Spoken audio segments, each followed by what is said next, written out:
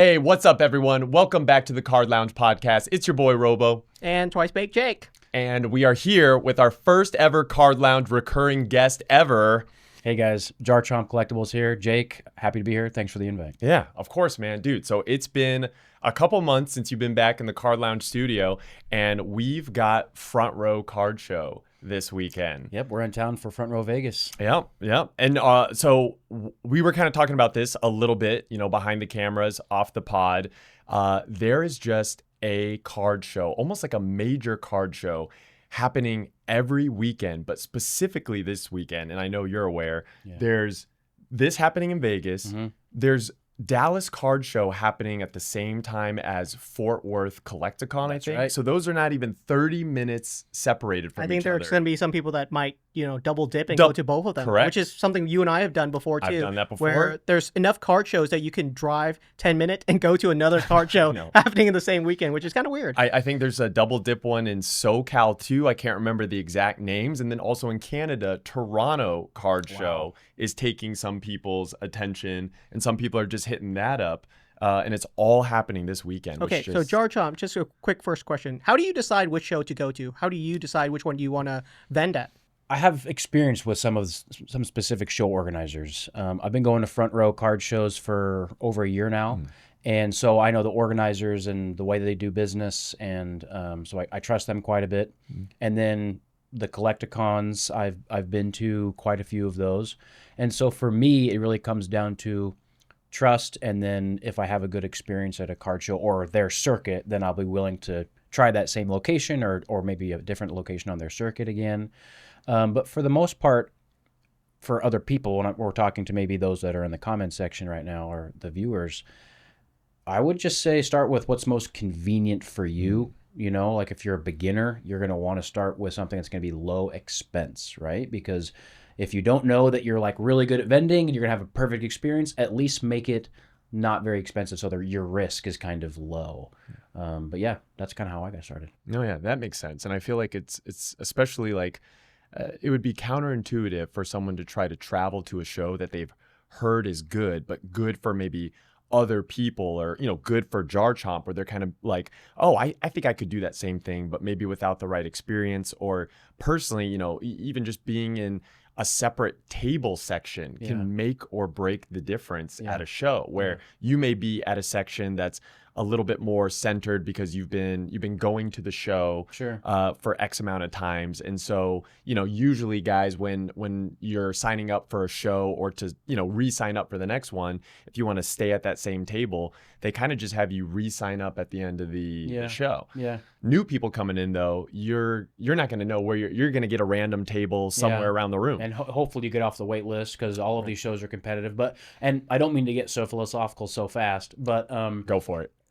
When it comes down to making decisions, and if you're building a business, any business, whether it's Pokemon or not, getting advice or hearing from other people, hey, this is a good choice for you, that can get you so far. The best thing to do though is to really make a choice and then learn and have your own experience, because the way that you're going to get good, the way that good things are going to happen for you is as you gain experience and gain confidence.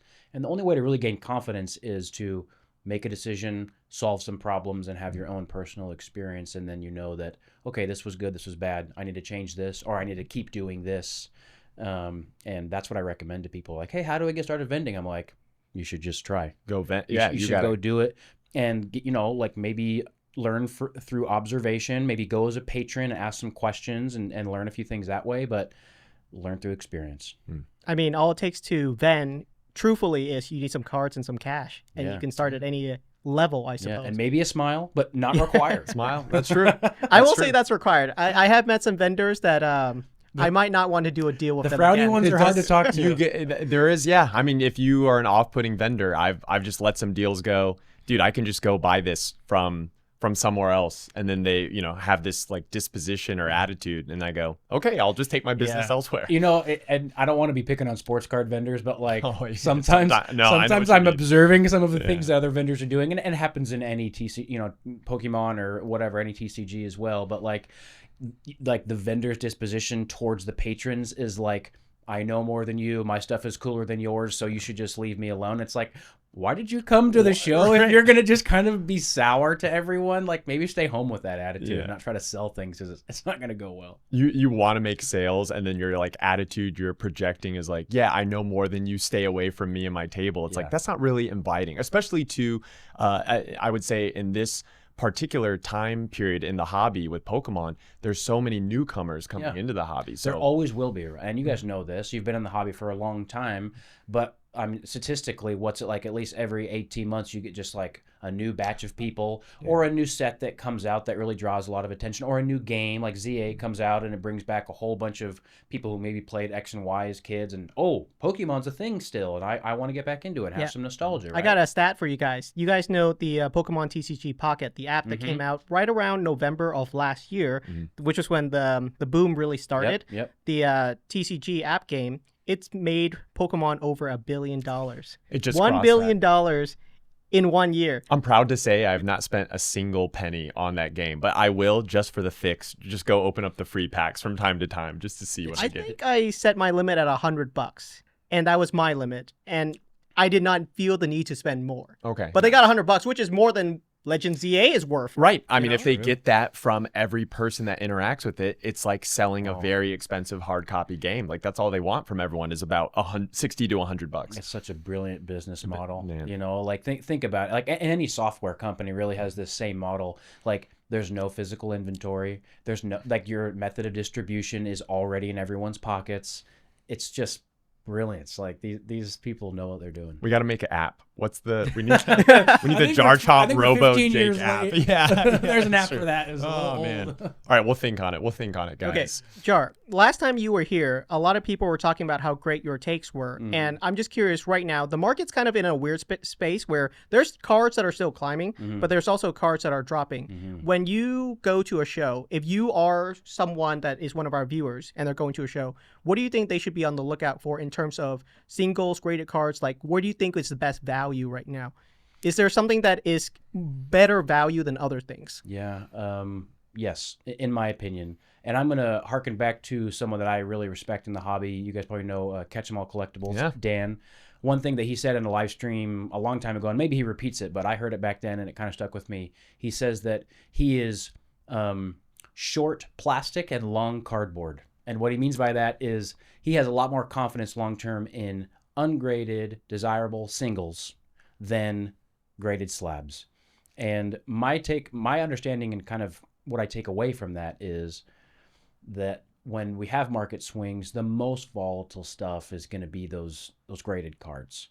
And I think it's just because, like, the market of people who are buying graded cards, it's just that much more niche than the collection, the market of people collecting things generally. Yes, right? I get what you mean by that. There is a smaller subset of slab collectors. It's like we know everyone in the hobby that collects slabs, but then you forget beyond that, there's this sea of people that... Well, and think about the purpose of grading your card, right? You're grading your card because you have a speculation that it's going to, first of all, get a certain grade, and then because it gets that grade, it's going to be worth more. And so it's a money play, it's a value play. It's a minority of people that grade cards just to protect their card. That's not as common as maybe it used to be. More people are doing it because they want to increase value and make money. But when the market is slowing down or even moving downwards, it's not necessarily the money people are maybe not as involved. But there's always collectors involved. And in my opinion, in my experience, and even me personally, I might not always be chasing certain graded cards, but I almost always have some sort of binder that I'm trying to work on. Really? A master set or a themed binder, because that's like, there's always things that you can be adding to it regardless of what the market's doing. Like, oh, these top flight cards are so expensive, but like, there's always an illustration rare or a common or uncommon card that you can get that's like less than $1 that you're going to want to add to your collection. I see. Do you have enough time in your, I guess, personal time that you devote to hunting for cards and adding to your personal collection to even look at, like, I'll give you a perfect example.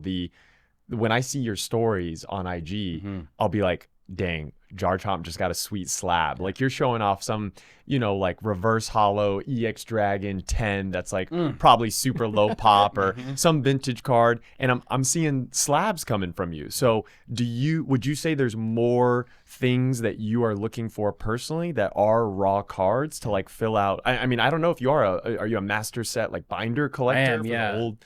So if you look at my Insta handle right now, you'll see that my PC is WotC master sets, vintage master sets.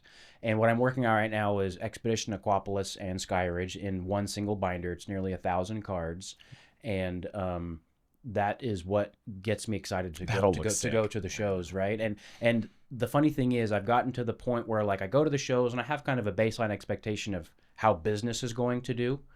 But the thing I'm most excited to do when I go home from a show, it's not, oh, there's this amount of money or these new cards that we bought for the inventory. It's how many new e-readers do I get to slide into my binder? Man, that's what I'm most excited about. Do you have time to even go around front, dude? Because this is the thing with front row. It's getting so big now. Yeah. Even when I've not vended it, I will dedicate my whole Saturday and Sunday to walking around, and I still don't cover the entire floor. Yeah. So with how I know you get busy at your table back to back, do you even have time to go kind of hunt for cards that you want in your PC? Usually it's like a quick pit stop at a certain few tables on my way to the bathroom for my bathroom break of the day. Take those like peeks as you're walking by. Any e-readers, and they'll kind of show me what they have. And then sometimes on Sundays, the day 2 of the show is a little slower. Yeah. And a lot of times when I'm traveling and I fly to a show, I might have bought some sealed stuff on day 1 that I really don't have room for. And so I'll just try to make a trade or something with another vendor. And while I'm doing that, I'll look around for other cards. But again, like one of the main reason that I'm in this profession in the first place is because I'm a collector. You're a collector and I first. love being at card shows. Mm-hmm. And in a world where like, our business is successful enough, I'm excited to get to the point where I just get to go to card shows and be a patron. I was gonna say if you and me and Jake, like if I feel like if someone offered us hey, you want to go to a basketball game this weekend or be outside in the hot sun and go golfing or go to a card show, it's like if we didn't have to run vending tables, I would just be like, yeah, I'll just go to the card show because I'd like to just go look around and like I'm an active guy, but you are. Yeah. I love card shows. I love the energy. I love finding things that I never get to see. I love learning things about the provenance of cards that I've never heard of before. Same. That's all super fascinating to me. I'm a collector. Danny does good content on that when she does like little deep dives into old school haulers. Yes. She kind of covers like the history or the provenance of like where stuff comes from. So she made a video recently about the Ancient Mew card and all the different variations and like her spiel on that. Like I've given that same exact spiel to tons of people who come, because right now in my inventory I have one of those like version 1 Ancient Mews that with the corrected it used to say Nintendo, and now I have one that with the corrected that says Nintendo, but it has the skinny border. Yep. And it's like 3 times more expensive than the US release, and they're like, why is this so expensive? And it's like, well, let me tell you. You can just like refer to Danny's really popping video. off. I remember when those were $10 cards readily available. We should have. And I think now they're like $100. Yeah. It is wild. I mean, it's also I want to hear both of your guys' takes on this. Like, I feel just in the past 6 months, that card, I hear the new people getting back in and wanting to collect it, but also through my whole time being back in the hobby, that card seems to be the one card that every 6 months, there's a story somewhere. Some guy finds some in his attic, or a family on a Facebook stories like, we went to the movies and my uncle worked at this AMC theater and he brought out a box and there were just 40,000 Ancient Mews. And I'm just like, how many more Ancient Mews in boxes could there be? It seems like it's a higher pop than the Burger Chew, the Van Gogh Pika. Like, what is the... I mean, they printed one out for every seat in a movie theater. You know what I mean? But for every movie theater in America, and there had to have been even more than that, because there were show times every 2 hours when that movie was playing. Released in the UK too. Like, that's true. Like these, there's a bazillion of those cards. But it's going to be the same thing that we learn about the Felt Hat Pikachu. I had a patron come to my table at the card party in Seattle recently. And I think he was from the Netherlands, right? Because that's where the Yes, that's where the museum was? The Lego Museum. Shout outs to the Netherlands. And he had a whole just like box full of sealed ones. And I'm like, where'd you get that? And he's like, he said something like, oh, there's a lot of people that have these. And I'm like, wait a second, those are like $50,000 for a whole box of See, those. I've talked to you about this. That kind of rings alarm bell, because how do you get a box of sealed Great Felt Hat Pikachu, and that is worrying because we don't know how many boxes of that is out there. It's already a pretty high graded population. You and I beat the Great Felt Hat Pikachu to death in terms of like its pop report. But then we got like the McDonald's Pikachu, and it's got a very similar pop report, and it's crashing hard. But the Great Felt Hat one is very similar pop. This card is fascinating, and I know that you guys have talked about it quite a bit, but it's fascinating to me. Like the volume at which it's being graded is unprecedented. Which shows to me that, like, and again, this is just my opinion. Let's hear the take. It shows to me that there must have been backdoor connections with a printing facility or a distribution facility that had those before they went to the actual McDonald's locations. Because yes, all of us consumers might have graded a handful or bought like 50 in Japan. You said the same thing. But I'm talking about individual like submissions of 10,000 copies of it at a time. Absolutely. That for sure has happened. And it seems unreal because we are all we all work in this hobby full time. I haven't had the time to submit, and I do this full time. So you think a casual guy that just picked up one or two or something locally from a Facebook group, he's probably got it somewhere sitting on his desk amongst 50 other or 100 other cards he's been trying to grade for the last year. Well, and you think that many people could have submitted hundreds of copies each across every city in America? Well, and the return time, right? So that, the turnaround so time quick. PSA is months long. Yep. And these cards aren't valuable enough to submit in the higher tier with a quicker turnaround time. So I'm thinking like 10, 15, 30,000 copies get dropped off on like week one of it being out. That's my take. Because the number was so high so fast. It's crazy. Yeah. It's more graded than the base set Charizard. Right. Like, how is that possible? That card has had 30 years to get graded, and this is beating it by almost double. And it just came out 2 months ago? Yeah. And you're just talking PSA report. That's Right. not even BGS Right. and CGC. Right. Oh, man. So is this a card that you are willing to pick up hundreds of copies No. of? Yeah. No. Median. Is there a price point that you would pick it up at? Let's say if it drops to $50 in a 10. Is that at a point where you say, okay, maybe I'll pick up some? With a card like this, Yeah, let's talk about that, like volatility of it. Yeah, where's your mind at it being a experienced Pokemon card vendor? my mind automatically goes to opportunity cost. Okay. Right. The risk of spending that money on that card versus almost any other card. Why would I take the risk when I've got quote unquote easy tendies with buying something like Ghastly from Temporal Forces or Charmander promo from Obsidian Flames box that I know for sure is going to be more steady and less speculative. Do you have those cards coming up to your booth as frequently as these, though? Yeah. Or you like, really? You feel like you just, is that coming from just people's binders that they say, hey, Jarchomp, can you or I'm selling this, take a look at this and pick out what you want? Yeah. Those kind of singles in like the $30 to $50 range, those are the things that most people are using to hopefully trade into a bigger card. Stuff they want. So that they can reduce their upfront, cost basis and stuff. And so I deal in those a lot, quite a bit. I like that. Card Lounge will be right back after this brief message from our sponsor. Courtyard. A huge thank you to Courtyard.io for sponsoring today's episode of the Card Lounge podcast. Check them out. You want to open up some cool graded Pokemon cards. Courtyard is just an app on your phone, guys. You can literally just go to your phone, open up the app. You can choose what type of pack you want to open up. There's cheaper packs for people that are on a smaller budget. And then there's also some insane packs that have some crazy Pokemon grails that you can purchase. And then from a flick of your wrist, you can open up the pack and see a card that you can then leave in the vault, or you can have Courtyard shipped to you and you can get that actual card in your hands physically in just a couple of days. Yeah, I'm looking at some of the cards that you can pull on Courtyard right now, and this is just with their $25 pack option. You can pull yourself a Pikachu V full art from Lost Origin. You can pull yourself a Volcanion from XY. This is a secret rare, and there's a bunch of cool Tag Team GX alt art. You can pull a Dark Charizard. Rob, wouldn't you say that these are some awesome pulls that you can get from just a $25 pack? Yes, Jake. Those actually sound like some amazing hits. I actually like the hits that are in in the $100 bag, you can actually get some insane grails, including vintage holo hits, as well as modern day alt arts. So guys, if you want to rip some Pokemon cards and you want to support the Card Lounge podcast in the process,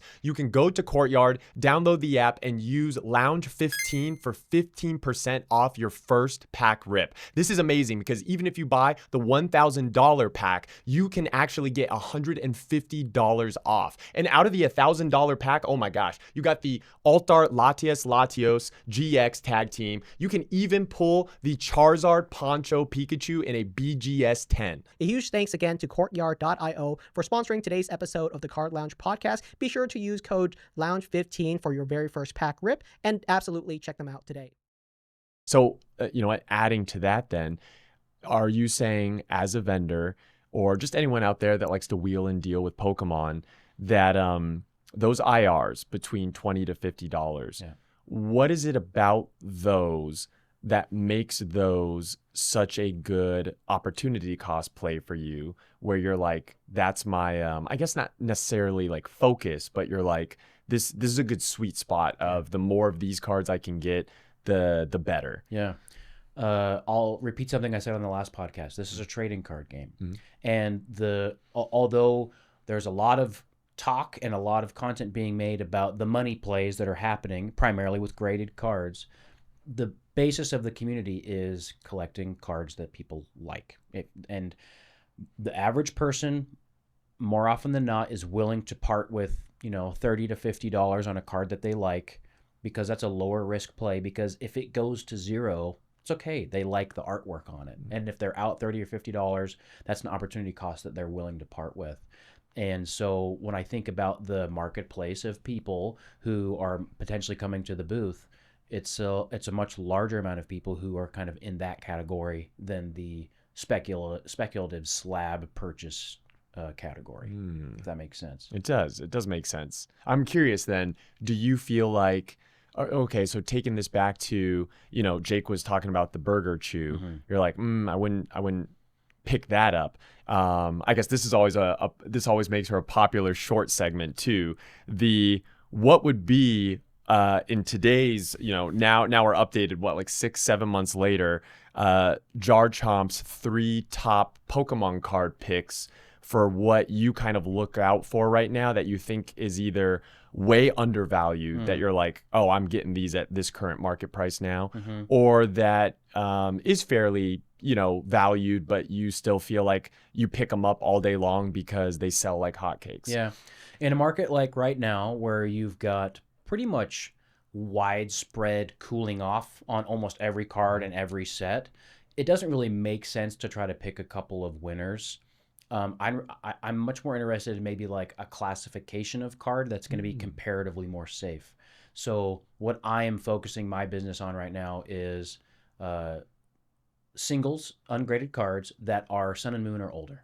And my take on that right now is, because those sets are a little bit less known, but also were a little bit less printed, they're going to be relatively more stable in a down market because they don't transact as frequently as some of the other cards that more people have and more people are trying to sell, because unfortunately the average person sells when things are going down. Right. That's just kind of natural hobbyist investor tendency, is to buy high and As sell things are low, going up. unfortunately. Yeah, that's the human psychology. Yeah, and people do that. They know they shouldn't, but they do. Right. It's the FOMO. But the probability that you kind of eat your hat on a vintage single that doesn't transact as often is less, because there's just not as much sales data, not as many people have it for it to kind of see that consistent decline downwards in a downward market. Does that make sense? It does make sense. But then, I know we were starting to get into this a little bit off camera before the pod, but I'm curious so I have also been focused on buying up cards that I think fit that schema that you're talking about. Yep. And what I've noticed, and I'll just speak personally, is you can then get into a sense of picking up a bunch of these types of cards. You're spending the money, you're buying everything. But just as you said, because these transact less, unless you're at a show constantly, you do seem to have a smaller buyer pool of people coming up to pick those cards. How do you prevent yourself from just holding or ending up with a bunch of bricks where you're like, I know if I hold these over a long period of time, eventually these will sell, these will make me money. Yeah. But if they're all just like stored cash and I've got to, pay the bills, what am I doing to really cycle these sort of harder to move cards? Well, I would just maybe combat with the idea that they're quote unquote harder to move. I think that vintage singles, they don't transact quite as often on maybe online marketplaces, but they transact very frequently on, well, when I mean online marketplaces, I mean like places like eBay or TCG Player. Maybe the listings there aren't as frequent, but they sell very frequently in person at a show, which I'm at probably 30 times a year. But I also stream and do live streams. And so your question is less about what's the right card and more about what's the right sales channel and how do I create a new sales channel so that I can offload something that I have a lot of. Are you finding your online sales channels right now are outperforming your in-person vending? Just because especially I know you're, so well known in the in-person vending space. Yeah. From a quantity standpoint of transactions, no. But the advantage, I think, of having that online sales channel in streaming, for example, is that no one can really trade for your cards. If they want your card, they have to pay for it. And depending on your business type, a vendor, for example, they do a lot of transactions in person that are mostly trades.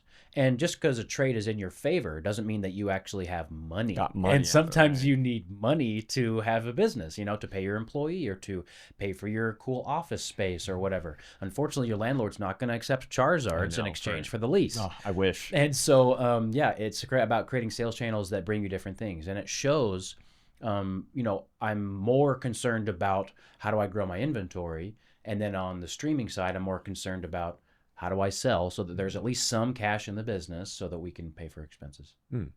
Is that something that, can you divulge that? In that, in terms of the amount of inventory you have, you would say you have way more inventory now than at the start of this year? Is that it's something that you like to keep growing just to that you can grow the business? You need more inventory.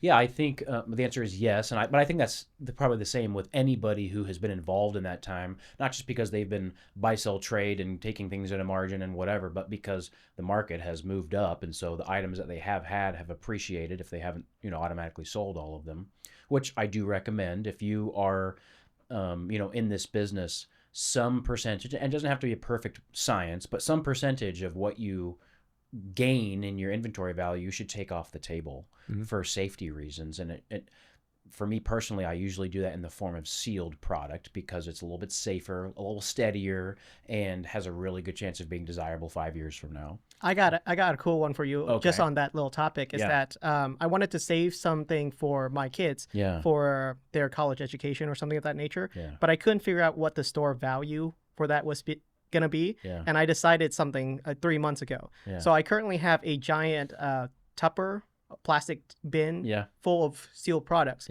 and there's 3 products inside of it. It's Evolving Skies, it's Crown Zenith, and it's 151. 151, and it's just sealed products at that, and I think it's like 20 grand, and that's their college fund in 20 years. You want to put that XY best of trainer collection? No, I mean it's just really easy to track because it's 3 sets, different kind of packs. It's just real straightforward. I mean, those are my 3 winners. Yeah, those 3 sets are they're evergreen. They're not going down 10 years from now. They're strong, and one of the reasons that they're strong, Jake, is because they're always going to be in demand to open. And when something is always in demand to open, then you're going to have way more channels to sell it in the future if you need to, and that's critical. Because one thing that I think that there's a lot of Pokemon investing content out there, and I keep doing air quotes. I should, waste my. You're good. It's kind of funny. Investing. Yeah, exactly. Well, yes.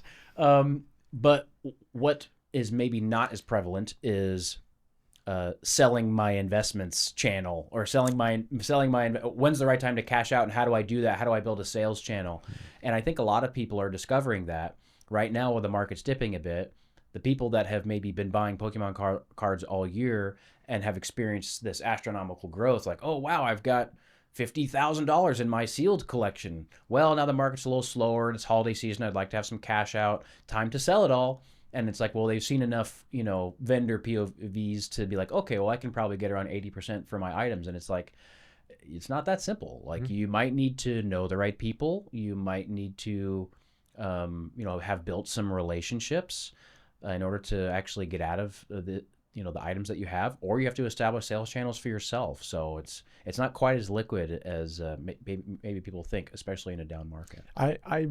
I wanted to touch on that too. Like, I have noticed, I've talked to Jake about this too.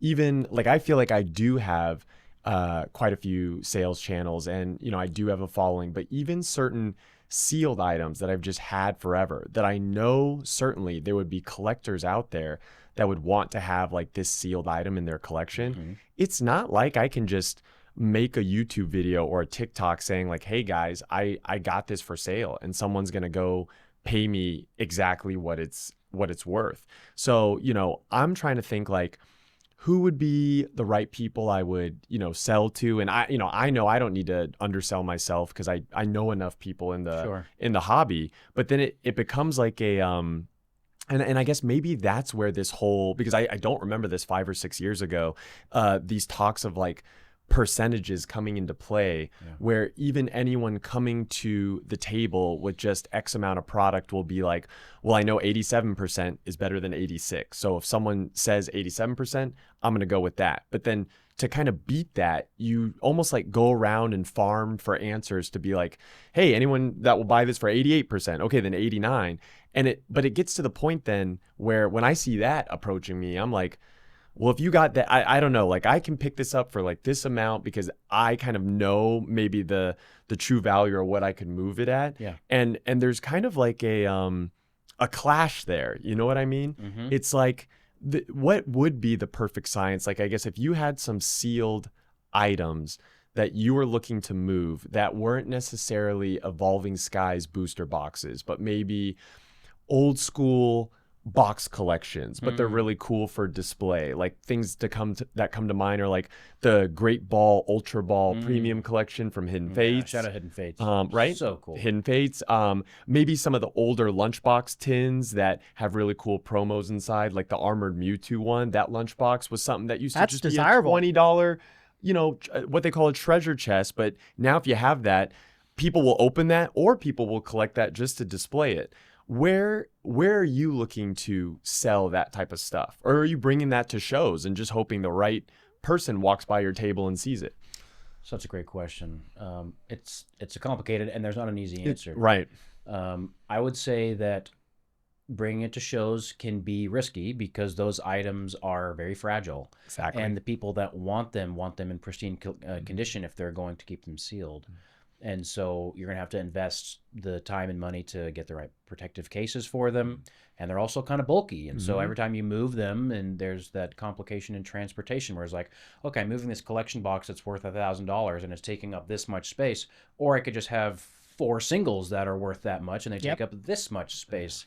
And so it's difficult. And I would say that the type of person that we're talking about who is looking to maybe increase the value of their items over time should not just be thinking about the value of items, but also the liquidity of items, and maybe being careful with collection boxes and sticking to things that are more transacted, like a booster box or maybe a Pokemon Center ETB or something like that, or loose packs. Right now, with the advent of all these rip and ships, loose packs now carry an extreme liquidity because people need them to open on stream all the time.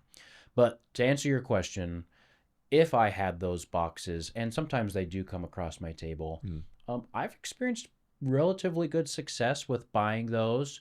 Obviously at a percentage to kind of justify the fact that they're less liquid. Is there a common percentage you typically buy those very niche but very cool collector's boxes It depends at? on what they are, Okay. right? But like I would very rarely pay over 70% for those because of the lack of liquidity, right? The probability that I now have to pay a high amount just to get involved with that box, but I might sit on it for months and months until I can find the right buyer. But there are people who are still opening those, and I think that to the vast majority of us who are involved in the hobby, it would seem like heresy to open something like that because it's so valuable and it's old and like, oh, it's so cool and this like the display that you can't find anymore. But some people who are, you know, in a different tax bracket than you and I, or they want to make content. Some people want to open it just because of that. Yeah, shout out Pat Flynn, right? Like, think of all the cool blister packs he opens and stuff that like you and I look at and we're like, I would never open the amount of team of booster packs they've ripped open, right? Yeah, I couldn't make back enough on the TikTok video for it, but his short will cover it some. Yeah, well, the thing is, it's all for him. Like, even if his short didn't cover it, it would still be right for the experience, you know. Yeah. And some people are in that situation where it's about having that experience that they could only have if they did it or maybe they did it 5 years ago and they want to have it again. And I think that's why Pat's should I open it or should I keep it sealed do so well, because he does a good job of wanting to experience that, forking over the money for it, but then like sharing, you know, that experience to where the viewer's almost living vicariously like through it, you know, like when a short goes up, especially for like a vintage pack, I'm so locked in because I'm like, dude, I haven't seen this pack get opened up in, you know, like I want to know what's inside. I fully agree with that. It's that if you're ripping open an old tin, you know, how often you get to see one of those ripped. And if you can't pay for it, it's fun to watch someone else risk their own money. Yeah, shout out all those original guys opening those boxes, Leon Hard and Pokémon and all those guys, Unlisted Leaf. Yeah, love, TCA. Yeah, TCA, love all that stuff. One piece of advice for you, Rob, here that it may seem obvious, but again, it's another good business practice. If you are thinking about, okay, how do I create a sales channel so I could sell those more niche, high-end collection boxes that you might have from all those years back? If you do sell one, you know, locally or at a show or online through your stream or whatever it may be, take that extra time, and maybe it's through a DM or through a private conversation, to ask that person why they bought it. Great tip. Ask that person why they bought it, because you're looking for more people like that. Yeah. And what does that person have that the next buyer is going to have in common? Does it have something to do with their net worth? Maybe, probably. Does it have something to do with maybe it's their favorite Pokemon or something like that? Like, learn as much as you can about the demographics of the person that you're trying to find. Great tip. Actually, I have done that sometimes. Sometimes that answer will be, oh, I'm buying it for a friend who's a big collector. Sure. Boom. Now he's introduced you to someone else that's a potential buyer or client for you. Right. Then that guy's got a friend, and some his friend pod group is like, oh, this is the guy that has kind of niche, cool, old collector boxes. Yeah, that's just networking, right? Because at the end of the day, anybody who is selling anything in Pokemon, they're a reseller, right? And if you're going to try to get, if you're going to do this more often, you're going to want to try to get better at it. And there's been reselling in tons of industries for as long as there's been items for sale, right? So I've learned things recently from the high-end watch business. I watched some content on that. Or back in the day, you know, when sneakers were really popular, like there's things that there's tools of the trade, not tricks, but tools of the trade that you should pay attention to if you're looking to get into this in a serious way. I'm curious, for you, would you self-define yourself as like someone that's very, I don't even want to say like well networked or well connected, but I guess I'll say this: can you, with any sort of Pokemon item, if me and Jake had like items for sale and I was like, hey dude, I've got one of these, but I'm having trouble finding a buyer, like, do you feel like you have a buyer for almost any type of product at any given time? No, I wouldn't say I do. Okay. And I say that with confidence because I see the types of things that other vendors might have at their table, and I think, God, like, why do you have that at your table? Like, there's no way you're going to sell that. But the answer is actually, there's no way I'm going to sell that.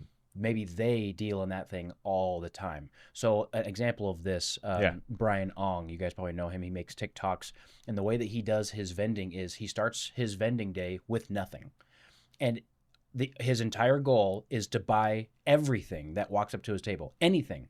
CGC 7.5 common card. He'll buy. How does that work? That is crazy. Everything. He'll buy everything because at the end of the day, like, he has found a sales channel for anything, and as long as the margin makes sense, there's going to be people that come to the card show and they show their cards to 50 vendors and none of them want them, but Brian will buy it, and because of that seller is now like, dang, like, nobody wants my stuff, but Brian made me an offer at whatever percentage made sense for him, and that's better than getting nothing. Yeah. So they're gonna do that deal. I think you're stuck on oh, maybe Brian's not paying them 80%. He might be paying them 50, 40%. Maybe. But it's better Man. for an item that they literally cannot move. Yeah.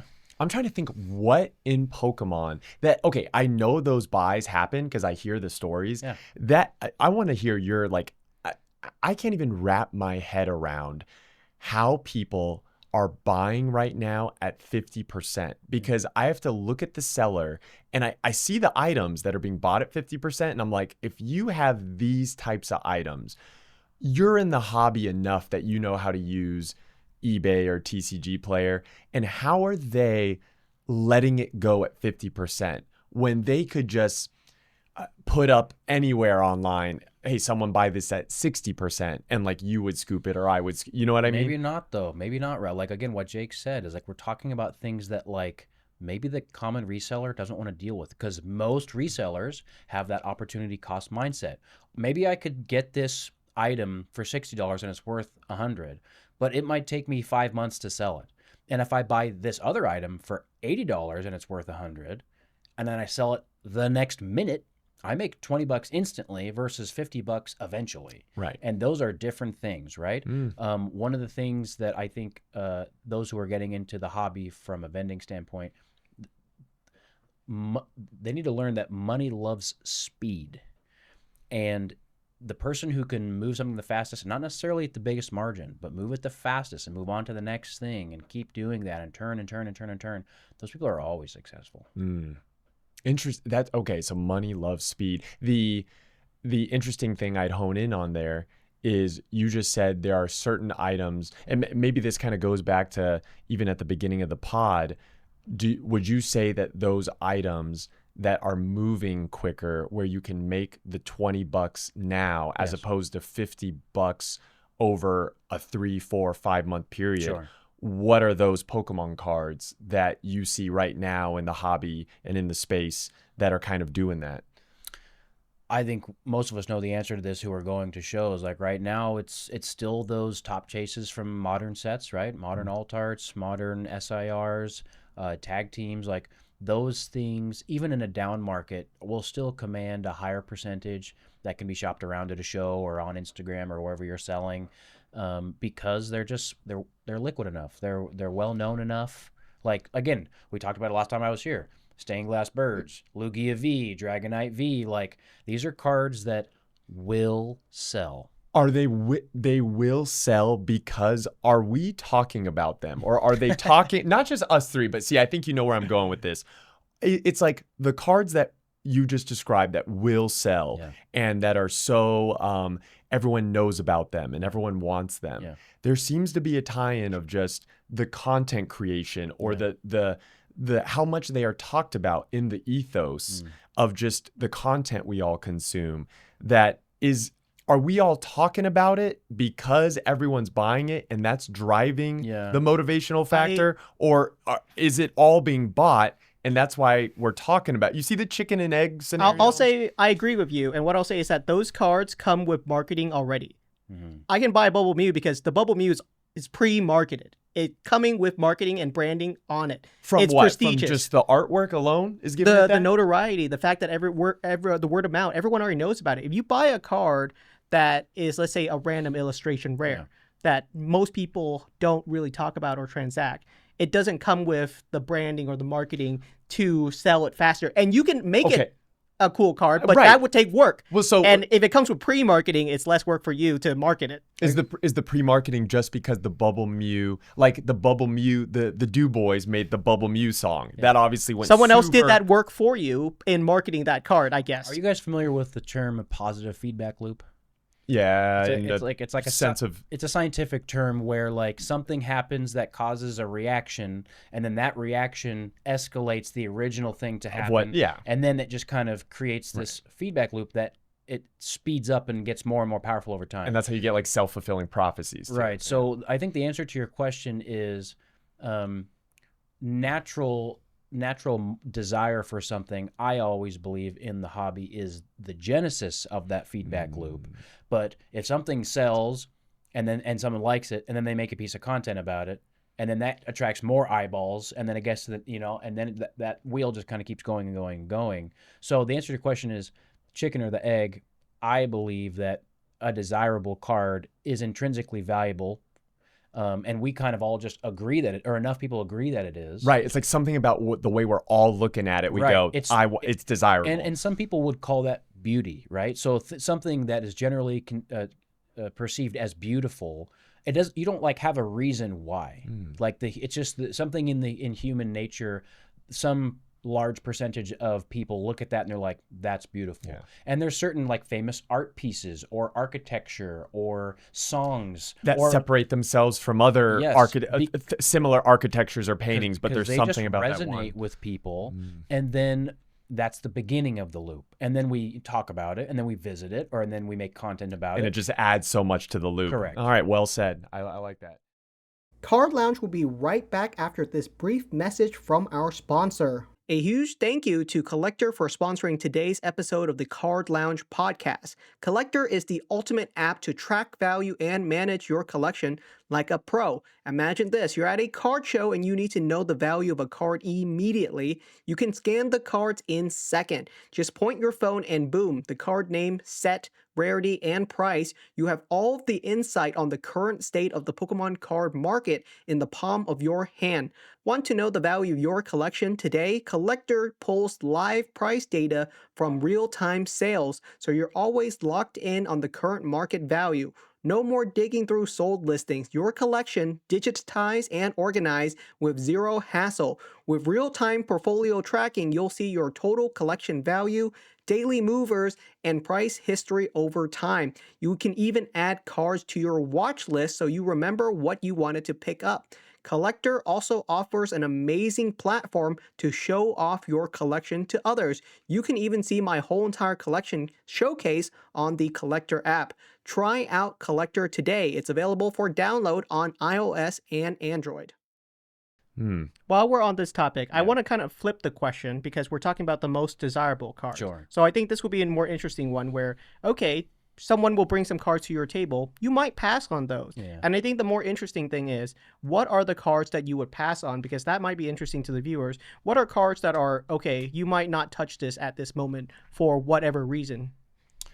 You know, back in the summer of this year, we had this extraordinary boom in like really low population vintage and like mid-era cards. And there was kind of this, again, a feedback loop happening where someone would get this card and it didn't have very much sales data. And so the vendor would kind of just like pick a number. And because it's so rare, someone would eventually come and pay that number because they literally can't get it from somewhere else. There's a couple of cards that have, in the last 6 months, I think we've all seen and it just creates its own comp. And then like the only way that you know what it's worth is because you heard from some guy, from some gal that it's sold for this price in Indianapolis or whatever. Right. And then everyone that has one said, I feel like there was a couple big low pop 10s, certain like EX hitters, certain full arts where someone was able to just set the sales price and then you just have that word travel to everyone. Yeah. And then suddenly it's like, if everyone puts it at that price and no one is willing to buckle, then it kind of does become that price for anyone else that wants to try to acquire that card. Yeah. And those items specifically, to answer your question, Jake, are ones that I'm avoiding right now. I'm really only interested in things that like have comps, because in a market that isn't just like euphoric like it was a couple of months ago, you betting on yourself finding a buyer for an item that has never sold as high as your sticker is, you better be really good at selling. And there are some people that are still in that boat, like they are extremely talented at finding the right buyer for items, or they've curated a marketplace of people who are always going to them for that kind of thing. I was gonna say, I think you and me probably thinking of the same people, because we know these guys that they almost like that's their forte. They're the exact opposite. They want to find those cards because then they go, oh, I bought this for $4,000, but I know how I can turn this into $7,000 and just like flip it like that. But you're like, you would rather pick up cards at your booth that have like 10 comps from that day. Yeah, in a market like this where there's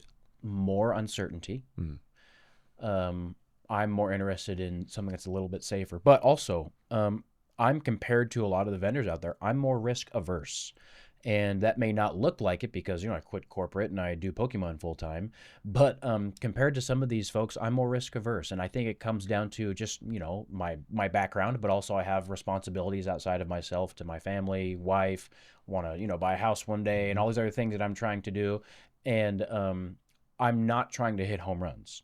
I'm trying to show up and hit singles. Hit Moneyball. Yeah. No, I think that's Brad cool. Pitt. Good movie. Yeah, shout out Good Brad Pitt. movie. Yeah, shout out We Brad have Pitt. seen some cards that have seen, 70% dips in a week or two. And I think those are some of the cards you might want to avoid just getting burned on. Yeah. Do you have a story of you being burned at all? Even though you are risk averse, I'm sure it has happened. Oh, yeah. Yeah, so we have a section on our live stream, me and Ricky, our midweek Machamps. Sorry for a subtle plug there. No. But one of Fair the enough. sections that we put on there is a Clefumble. A Clefumble. Oh, of I the like week. that. Clefumble. Where you buy Okay, we'll do ours. Let's do our Clefumbles. Sure. or you buy something and you're like, oh yeah, I'm gonna kill with this, and then it just absolutely tanks. And the one for me that I brought up not too long ago was I bought a sequential pair of the Magikarp and Gyarados Poncho Pikachu Full Arts PSA 10 at Card Party in Tampa in June. And that was like the peak of Poncho season. And it took me months to sell them for even close to what I bought them for. So you ended up breaking even? I ended up making a little bit of money. You made on a them, little but money. but again, the time value of money, I didn't make any money. I see what you're saying. Right, because you spend like 15, 16 grand on something, and it's like hopefully you can sell it for 17. But like I could have bought something else and made Time value more of than money. $1,000. Dude, well said. So wait, then I'm curious. What made you pick them up? It had to have been at an enticing enough percentage to you. Yeah, But then it couldn't have been wasn't. too low because Yeah. ponchos are so And they were so liquid. liquid and they were going up. But I bought them, and my mindset at that time was like, I don't have any ponchos right now, so it's it could attract a type of buyer that right Sure. now I'm not attracting. On a second thought, I also had a little bit more cash than I needed on hand. And like having money is good, but like having dormant money not doing anything for you is worse benefiting than your having business. cards. Yeah. Yeah. So like I was like, okay, well the chance that it maybe continues to go up a little bit, I'll take that risk. The chance that I could sell it in a week from now for $1,000 or $2,000 more than I bought that, I'll take that risk. But ended up being a Clefumble for me. Did it go down a lot? Yeah. I'm like not even aware of the I think poncho market. we valued right it at the time at like $16K, Okay. and then like a month or two later they were down at like 14 Whoa. or so, and I was like, oh That's man. so. The interesting thing is that's not a large swing if you really think about it. It's It's like not- 10 or 15, but because it's big so money, expensive. Yeah. Exactly. 2K. Yeah, because I don't. You want to share I a don't clip want to fumble? lose 2K. Well, yes, I think I have something close, but not as big of money. But it may be something. You're not as big of a loser as I am. Well, no, it's not even that. It's like I'm not even sure if it's a Clefumble yet. I'll have to see this front row Yeah. if it sells or what Don't it's worry, priced I'll buy at. it from you, so it's a win. No, yeah. If you want to, So this will be in the past save me anyway. from Do you this. want to share us Well, this card that you've been planning on it selling? will- okay, so the card, I'm curious because I do think it has potential to go up. It's just it was a gray felt hat Pikachu. Okay. And I got it at the last Vegas, or maybe the last Vegas show I was at. But then at the last show, people kind of looked at it, and I'm like, the reason I got it was, it's a gray felt hat Pikachu. I thought a lot of people, Everybody wants that. Everyone wants that. But no one picked it up at the last show. But the last show was kind of slow that I was at, and maybe we'll see at this front row. But I feel like I had to. The seller, I remember, said something, and looking back on it in retrospect, I didn't even like counter. Like they were like, I need at least. I mean, this is a gray felt hat, so I need at least 85%. Yeah. Or maybe Or they were like justified to 90. ask it. Exactly. And I'm like, I'm not paying 90, but I'm like 85. Well, if I'm just trying to do 70 or 80, he's not going to sell it to me. He's going to go to somewhere else. And so I'm like, okay, 85%. I just have to sell this card. I mean, I'd like to sell it at 100%, but even at 90%, there's some margin. But that's such a slim margin that I'm like, 10% can should go I be away immediately. exactly. The next sale, Especially happens in and this you're right in this market, it's like we're seeing 10% swings week to week. Yeah. So in my head, I went, okay, I'll pick it up for this because it's a gray felt hat, and now I think it's already dropped that like margin. down. The cushion's gone, Rob. The cushion's gone. But then, so when the cushion's gone, what should I be doing? I should I can hold it strong, but I'm also like, if I just sold it for like what I put into it, and I'm trying to even struggle right now what that was. I wish I knew the exact dollar amount You so we ready could for a hot talk take? about it. Yeah. Here's your hot take, bro. All right. Just move it when it moves. Because here's the truth. You are in the Pokemon business. I'm looking around your office, and you guys have all types of different TCG items everywhere. Yeah. And all of those items all day long are going up and down in value.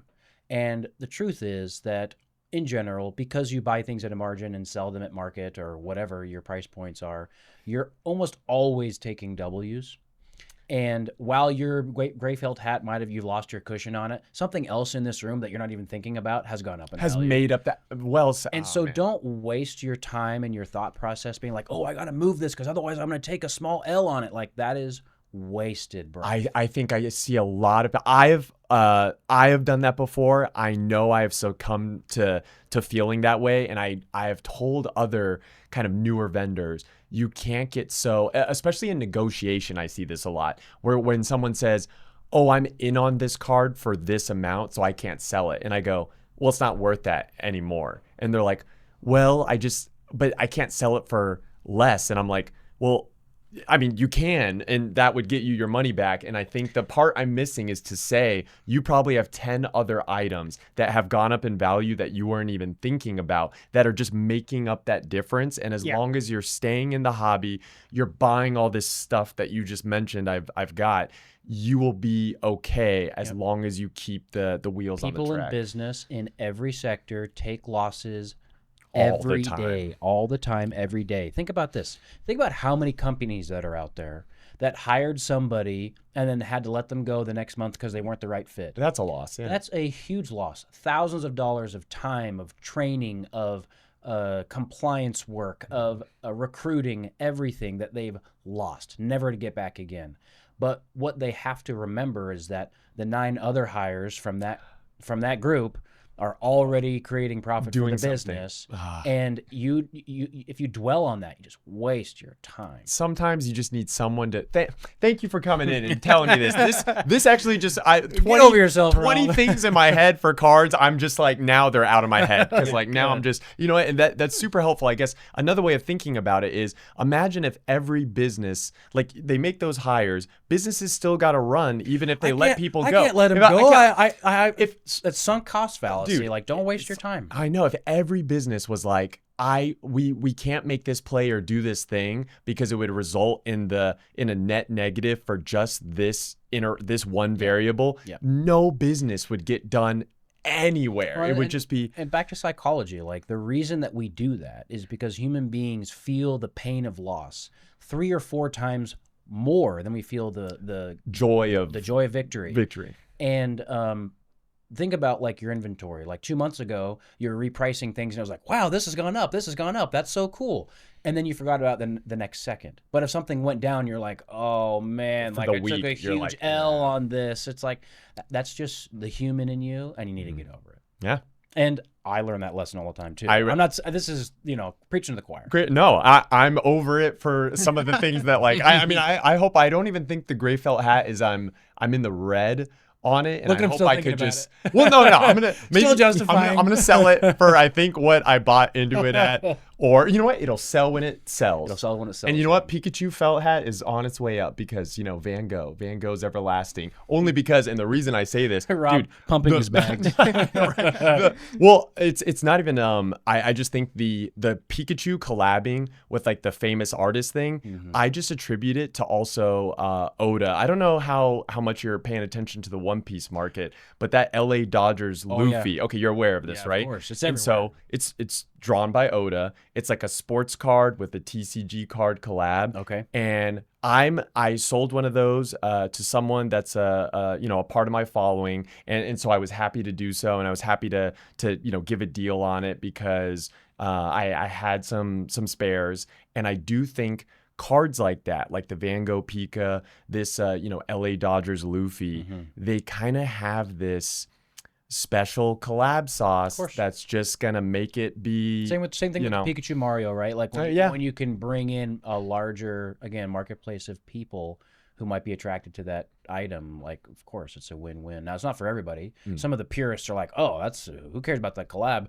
I only want Pokemon that are in the video game and can use flamethrower or whatever. But like, the collecting's for everybody, and it's a huge audience of people who like Van Gogh. You know, like when I was in Chicago for Collecticon, I went and saw the Van Gogh self-portrait in the Chicago Art Institute. How was that? You did a couple of things So after cool. you like spent some time gallivanting around So Chicago. cool. Right? I don't Tell always us get about to do that. Yeah. But it was a ton of fun. We got to go to the Art Institute. We did a really cool tour on the river, Chicago River. Van Gogh's in Chicago, like the real one. Yeah, my guess is that it travels around. Ah, okay, right. But at that time, it was in the Chicago Art Institute, and I took a picture of it, and then I did a little kind of a cheeky post on my Insta. I don't think it'll get a PSA 10 or whatever. And but like I had tons and tons of people who like have been followers of mine, but had never like really engaged with my content.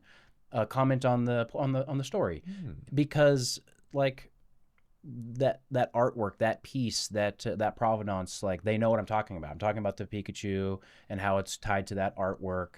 And so yeah, there's always gonna be people who want that. Like the Luffy Dodgers thing, like anybody who likes LA likes that card. Anybody who likes Shohei likes that card. Right. Anybody Which who is all likes of Japan. baseball likes that card. Yeah. So like it's just tons of different people that it could grab. What I'll say about those specific cards is that because of how popular they are, they swing really quickly. Is that a pun? Well, sure. Pun Unintended. Yeah. Because of how much speculation there is involved, Yes. you'll see those cards. They can go up very quickly because of the emotion that's involved. You know, the Dodgers just won the World Series. Right. I gotta buy that card, but then it spikes up these cards. But at the same time, when the market is dying down, those are also the first cards people sell. Like, oh my goodness, I bought this card on emotion.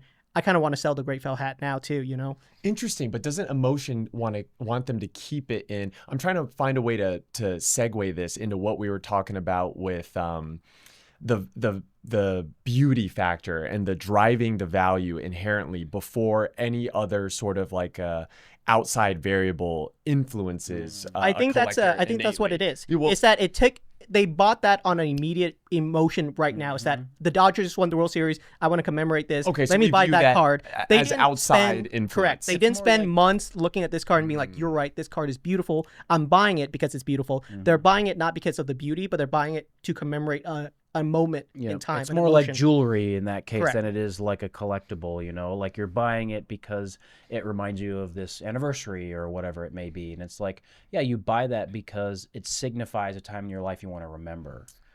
Interesting. Okay, right. But whereas, and I guess, are you using the metaphor of jewelry in the sense that that specific item of jewelry may not be worth what you're paying for? It never will be. It never will. Yeah. If you take it to, you know, a jeweler or whatever, like they're going to pay you a percentage that's probably way saucier than what a Pokemon card vendor would pay a card for, because they don't care about it. Right. They don't care about your ring. The sentimental attachment. Not at all. They care about, okay, how much gold is here? You know, how many carats of diamonds? That's what I care about. Because, you know, the fact that it was on your grandmother's finger for 50 years, they don't care. They don't. So then, is this Jarchomp's? Is this are you don't get jewelry because it's a No. trap for sentimental buys? No, I think buying something for sentimental reasons absolutely has a place in your life. And in fact, I talk about this when I talk about collecting things for myself. A lot of these master set binders that I'm working on, they're things that I don't track in Collectr because I don't care what they're worth. Right. I think that they're awesome. They're beautiful. They remind me of my childhood. And so I'm grateful to be the owner of them while I'm still alive on the earth, but eventually I'm going to pass on and they're going to outlive me.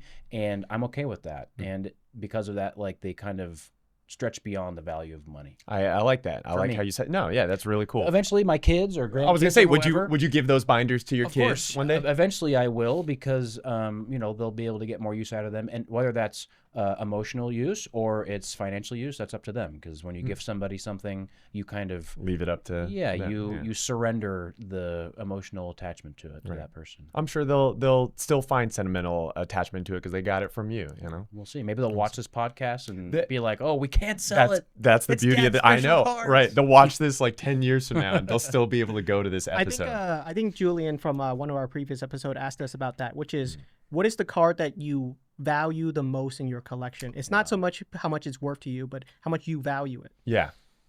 Wow. I have a few cards that like I look at and I just think I can't imagine bringing myself to sell Sell this. it. Yeah. Um, I'll bring up a couple for sentimental or one for sentimental reasons and one for just like I don't know if I'll ever like buy it again kind of thing. So the one I don't know if I'd ever buy again is I have, and those who follow me on Insta have seen this, I have a reverse hollow Charizard from Crystal Guardians in a PSA 10. The stamped one? Yeah. Yeah, it's nice. And it's like pop 50. And it's a more modern cert. It's like a 9 cert, and it doesn't have any print lines, which is very rare for that generation. And it's exceptionally clean. Like it's actually a PSA 10, and I got it last year in September for a tiny fraction of what it's worth today. And there's no way that I justify buying it for the price that it's worth today. But the fact that I got it back then and I've been able to enjoy it all this time, it's just like chef's kiss. What'd you get it at, if you don't mind? I paid $3,000. For the 10? Yeah. Whoa. Yeah. Was that something that walked up to you, or did you have to go out and seek it? You know, I had, and again, it goes back to networking. I had a vendor connection that I had done a deal with, and then they had kind of heard that I was interested in those Delta Species cards, and they came up to me at the end of a show in Pasadena and said, "Hey, I heard you might like this." And I look at it, and I'm just like, oh my goodness. And he made me a very favorable deal on it, and that was really cool. So yeah. So those are the kind of cards that would literally come to your table once in a lifetime. Like you might not see another PSA for the right price specifically, Jake, right? It's not just about like, because I've seen a couple copies since then, but one or two in a 10, but none of them for a price that I would ever even sniff at. They're like, oh yeah, we want $25,000 for it. I'm like, whoa. Wait, is that what it's at now? It's a low pop card. Was the 3K roughly around what you would have said? It the had market sold for value that was? price the week before. Okay, so I it was like I was like, yeah, I'd be willing to pay that and at that time I was like, oh, like can I get it for a little cheaper, because like I don't want to pay full market for something, but like how was I supposed to know that a year later it was going to be worth way more? I just feel like, even you're telling me you got this September 2024. That's right. That still seems really low for that 10 Charizard, especially the reverse hollow foil with the stamp, which as we know, those go for more than just the regular hollow foil for a lot of those stamped era sets. And so it's just like, I would have thought even a year ago that'd be at least a 5-6K card. Yeah, which is why he bought it, because it was undervalued. And I agree with you, is that at the same time as that card being $3,000, there are other Charizard cards that we know that are way higher pop that are also around that price, which does not make sense. Yeah. Sure. But again, back to what you guys are saying, like I didn't really care what it was. That wasn't even the drive. Yeah. You know, like if it was more 5K, would you have still bought it because of how clean and beautiful it is? Maybe, but again, we're talking about a version of me that was in a different financial situation from my business back then. Like, so it's hard to say. I'm not saying like, oh, I'm so much richer now. I'm just saying like back then that was a larger percentage of the overall value of my inventory. Yeah. And so it was, when I went and showed it to my wife after I bought it, she was like, wow, like, wow. Nice. And I was like, oh yeah, it's gonna be great, and I'm just gonna own it forever, and it's gonna be a sunk cost of $3K. But like, now it's it's something I would have a hard time selling. I see, but you know what? This is also something we talked about in a previous pod of, okay, you don't care about the money in the sense that. So there's a distinction about the caring about the financials part. What I mean by that is, money was not the main motivational driving factor for you picking up the card. No. But even though this card has sentimental value to you, like you showed it to your wife, you're like, this is just a sunk cost. Yeah. But you do know that it's worth X amount now, such that if you or anyone in your family, like say an emergency arose, it's like that this card is worth X amount. Yeah. Does it give you some sort of satisfaction or safety feeling knowing that within just this one card that only takes up, like barely any space in your house, you can kind of move that and get kind of 25 grand? You said 25 is like what it's kind of going for right now? Yeah. I think the word you're looking for is reassurance. A reassurance. I think what you're getting at, Rob, is like the security that comes and the peace of mind that comes when you are someone who has assets, because the power of that is that, okay, if there's an emergency and all of my liquid, emergency fund or whatever was to evaporate, go to zero. Yeah. I could sell an asset. And I think that in general, yes, like of course that offers me peace of mind. But anybody who's in this business, or even just is serious about collecting and has a large collection, I would recommend from personal experience, it would be wise of you to have a security or have an emergency fund and other assets on top of this, so that this money isn't necessarily something that you would need to sell in an emergency. I like what you mean by that. Keep Yeah. yourself much more safe. Yeah.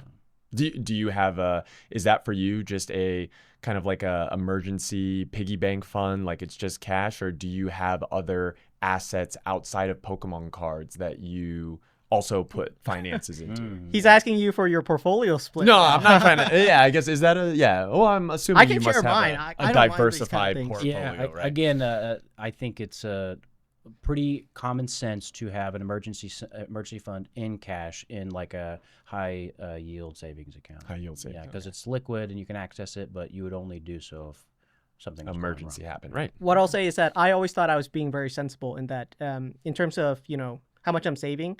You never really want to put more than like 20 or 30% in collectibles. Right. And the funny thing is, regardless of how I feel about that, my collectibles portion of my investment hearing is that always so cushioning large for now. you, yeah. I can't, it's like 60% of my investment or something, but that's not my goal. I didn't try to Wasn't make it your 60%. intent. It just inflated. Yeah. I think means you got good picks. You got good taste. In well, cards. yeah, for sure. The appreciation's nice. Yeah. But I would say that for someone who is so heavily involved in this business, and yes, I know you still have your 9-to-5 job, which is awesome. I don't know how you can do both. You're incredible. But the fact that you are so involved in this industry, YouTube channel, podcasts, partnering in this business, and all the things that you do, partnering in the vending piece, I'm sure you guys have that relationship going.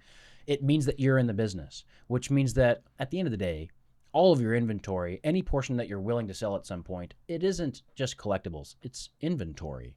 And for me, the way that I kind of justify to some degree the fact that I have a lot of Pokemon cards, right, sealed boxes or whatever it may be, and that, okay, it's kind of risky to have such a large portion of your net worth in one type of thing. Well, it's like I'm not comparing myself to an investor. I'm comparing myself to a business owner. And a business owner has most of their equity, their life savings, their value inventory in their business. Yeah, whether that's lumber or cattle or software or recruiting or whatever it may be. I'm feeling that right now with like what I like own as my like personal assets. Yeah. And then to your point, I still feel like I have cards that mean so much to me, like your Crystal Guardians Charizard, that I don't even view like I'll have people tell me, "Oh, you could sell that and you'll get like 20 G's for that." And I go, "No, I didn't even. I would don't sell my sell card that. before I sell right, that. sell that card. Exactly. I would. There's so many other things that probably other people are like, "Oh, you wouldn't sell that first before the card." And I go, "No, I would. No, for sure I would." What else do you have like that? That's besides the Crystal Guardians Charizard? Collectively, some of these vintage master sets, I just love them, Rob and Jake. Like like I said, when I come home from shows, I've gotten to the point where like most of the inventory that I used to like flip through and be excited about all the deals I did, I just leave that for my brother. He processes most of that, and then I can go back to my little dork dungeon and look at my vintage master sets and flip through them and see, oh man. So like I'm really close to finishing Expedition. Nice. And I have almost all the holos from Aquapolis, and only big thing I really still need from Skyridge is the holo Gyarados. Okay. But for the most part, like we're getting close. I'm probably like 80% of these 1,000 cards that I need for these sets. And when that's done, oh man, I'd have to see some crazy offer to be willing to sell that. We're on similar quests because I got the bind. I'm just going for the holos from Expedition, Skyridge, and Aquapolis, and I'm getting close. I just finished all the holos in a PSA 9 for Expedition, and just when I flip through, I have a slab binder for them, but I want to almost display them because like they just they look so good. Gorgeous. They're like, I know. We're pumping our own bags again, Rob. No, I know. I feel like they're undervalued. There's some in a 9 that you can get for, well, I wouldn't sell them for this, but I've acquired, you can get them for like 150, 200. I'm like, dude, the pack, you're not guaranteed the math doesn't math, I'm like, the pack is way more. You're not guaranteed the holo. You're not guaranteed the holo in mint condition. And I can just get the chase mint already graded for half the price of the pack. It's like Arbitrage. I'll just pick them all up. Yeah. I'll pick them up all day. Yeah. And they've all done well for me, but I'll also never sell them. So it's like a sunk cost. Absolutely. But I was talking to, actually, it's funny. I brought up Temper Elf. It's like there was I knew this from the beginning of the set. I guess there's a PSA 9 Umbreon. Is the Aquapolis the crazy one or the Skyridge? They're both expensive. They're both the expensive Skyridge is now. more expensive. There was one where there was like a deal. We closed on the deal, and then the guy like sold it out from under me for more money. Oh, wow! But and then it took some time to acquire it because I was really honed in on acquiring it because I was like, this is gonna shoot up, and I think I got it for just over. I mean, I had to spend more than the original deal that I already had, so that made terrible me feeling, but that yes. it made me upset. But then to hear now that I think even still in a 9, that card is like, I don't know, like 4, 5, 6. Got to be, yeah, because the 10's got to go for like 15K. Is it? Oh my gosh! See, I remember when the 10 was like 4, 5, 6 grand, and now the fact that that's 15K is, I can like see it because I understand the popularity of the Pokemon. I see the art, and then I see the rarity. It's funny that the popular Pokemon, I get that there's a higher demand for them, but with that higher demand almost comes like this respect for the rarity. But then the same cards, same holos from the same set, same rarity, but like they should be worth a little bit more, even if they're not an Umbreon. We're talking about that same positive feedback loop, right? So certain characters got enough press after they got bought, and now enough people know about them. Remember that this hobby is about attention. It's an attention hobby. It's a hype hobby. And so when you get enough eyeballs on something, and some percentage of those eyeballs are going to be high enough net worth people to spend that kind of money and to be willing to spend more than the last one just because they finally got their opportunity to buy that. And that kind of catapults Makes up it. and up. Yeah. I think one of the examples we used was that McDonald's Pikachu is that it comes inside of every single booster pack. But the other cards from the exact same promo set, you have to rip open multiple booster packs to find one. Right. But obviously the population on that is 70,000, and the other ones, they're barely touching 1,000 for the exact same, higher rarity, more harder to find kind of card. I would bet that the vast majority of people, the collectors, have seen this card now. Right. But that if they saw one of the other ones from that set graded in a PSA 10, they'd look at it and be like, what is this from? Oh yeah, They wouldn't even know. know it comes from the same pack. I agree with that, but then do those eventually become the sleeper things? And what I mean by that is, you see, we've talked about this on the previous pod about the celebrations, just the regular holos, like the Mew. So nice. And you see what that is in a 10 now. Yeah. I remember when Celebrations was out everywhere, people were throwing that Mew, the common holo rares were bulk. People were just throwing it away. Yeah. Wait until to get the full arts with the stamp. Well, no, I guess they all have the stamp on it, and that's the point. It's like people are starting to realize those common holos, and they are all of legendary Pokemon. Yep. Mew, Lugia, Ho-Oh. Beautiful. They are like a part of that set still, Yep. even though they're way more common. But because they were way more common, everyone disregarded them at first. Yep. But then everyone disregarded them, and then now later we're starting to see it's like they're less common to find in a 10 than maybe some of the rarer cards from that same pack. Absolutely. So it's like, I have 2 cards from the exact same set that I still really like. It's the Kyogre and the Groudon. Oh, so nice. The reason for those 2 is because it's very similar to the old Kyogre and Groudon, where the whole entire team is on the Swimming art, with and it's them. a really solid art piece, and it's a 50 cents card, literally. Yeah. But in a PSA 10, it's going for $200. Is that right? now. Wow. Yeah. so wait, and is it raw still 50 cents? Yeah, it's a $1 card because, it's just a random celebration card that if you rip open a I couple gave packs, away hundreds of those Yeah. cards. I know. I did as well during my holiday giveaway because I thought they were cool. They're 50 cents to me, but I still think they're desirable to someone out there. No one graded it. The population on those is like 300. Really? Same with the Mew, which is why the Mew is like $800. Those are going for 200. It's funny. I always thought, and again, maybe this is why, we're who we are in the hobby, I guess. It's just like, I always felt like those were kind of undervalued. And I was like, I think when I personally ripped Celebrations, and I ripped a lot of it. Me too. I sleeved up and kept every single of the common, Really? the bulk rares. And I just found the ETB stash of them, and I have like Celebrations See, ETBs. there like are guys out there. four of Yeah. them. Treasure trove. Do I just grade all those now? And Grade everything. It's all about money. Grade It's everything. just and I mean, I want to get the full Celebration set, but I just know that to get one in a 10, I'm gonna have to send 12 in now at PSA with this point. We'll also need to talk to you about the grading and like the PSA and GameStop collab of buying up. Have you seen Sure. them how does at that impact you as a the show? vendor? Yes. Spoiler alert, I'm going to be doing a really cool live stream on this exact topic on next Wednesday. So tune in for that, because we're going to go in deep dive and talk about like this history of grading Pokemon cards and how it's gone from like super niche now to like totally corporatized. Right. It's so easy to grade your cards nowadays. You can walk into a GameStop, know nothing about grading, and get your card graded. No one That's was the really difference now. doing it except for like the top, or no, I won't even say top, just like 1 to 2% of the hobby that was into graded think cards. about how long TCA Gaming has been grading cards. And that's why he's OG. Back when yeah. no one When cared. even- It was like, why are you grading TCG cards? Yeah.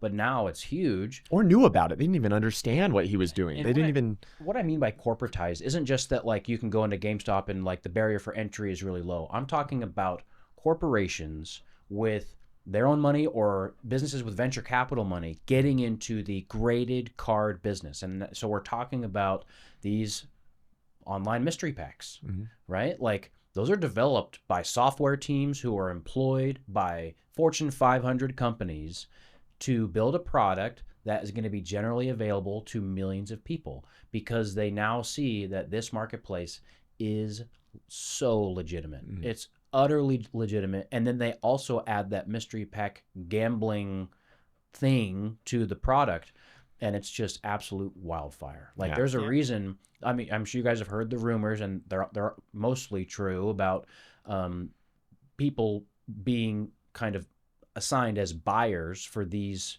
companies, whether GameStop or PSA or others. Yeah, they need inventory to make these happen. I know for sure the GameStop Power Packs is really getting out there. Are they going up to your table, hitting you up? How's that going? They employ buyers who spend, not exaggerating, 7 figures in one Collecticon.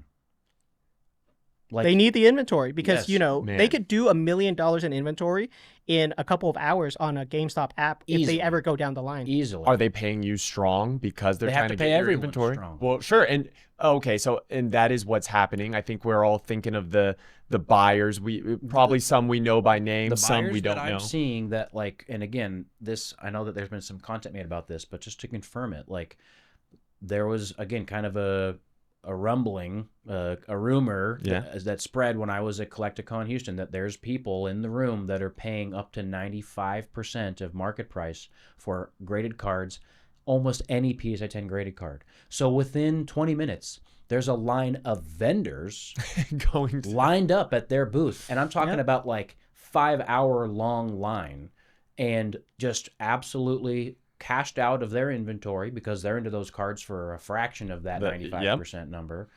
And like there was a vendor across from me, I won't say his name because his business is his business, but there was a vendor across from me in Houston who sold $115,000 of inventory in one transaction to that one person.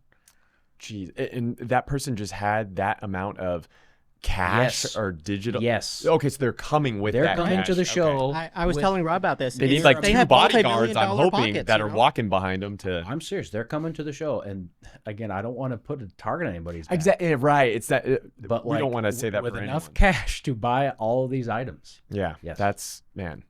Yeah, That's because the impressive. difference between them is that they're not trying to sell those cards directly for that 5% margin. No. They're putting it in a system that they can use Right, it as a tool the to business- generate more revenue. Right, later. where out of each individual card, the company like GameStop might make 120 to 150% 150 on more each. like. Exactly. Rob, because like think about the types of margins that a retail business is going to require. Like GameStop is Overhead. As far as I understand, they're probably getting Pokemon product from Pokemon at the wholesale price, right?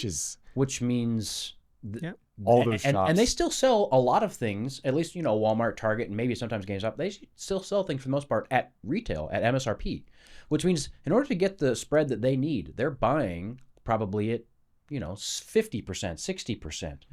And so in order for their business to make sense in this slab game, they need to buy things and think, okay, I can make 40, 50% on this, which means they're engineering their mystery pack product to, no matter what happens, no matter what you pull, everything that's pulled across a given day, they're going to make 50% on it. I see. And then they're going to incentivize you to sell it back to them for 90%. Right, because it cuts down on the work they need to do to hunt for the So next their slab. margin's even better. We were talking about this in the last pod, just in the sense that it cuts down so much on the transactional time of this having to go to you. Oh, if you want to sell it back to me, you got to send. It's just, I'll never send it to you. Here's your money. This is liquidity. We're talking about yeah. liquidity, and because money loves speed, like I what you said just earlier. said, yep. This is a genius business practice, but it is absolutely altering the graded card market.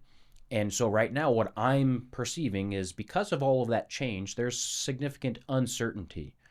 And eventually that will become more certain as we know exactly how these businesses are doing these things and what impact that will have on the graded card market. And then my prediction is that graded cards across the board, PSA 10 specifically, are going to all have another leg up in value. Wow. Because 10s, because their liquidity is now undoubted and is being absolutely dried up in the marketplace by these big buyers. How do you, as a vendor, and I guess it's just a secondary level of what even Jake was saying about when, so this affects you on two sides, or you even talked about a vendor across from you watching him sell.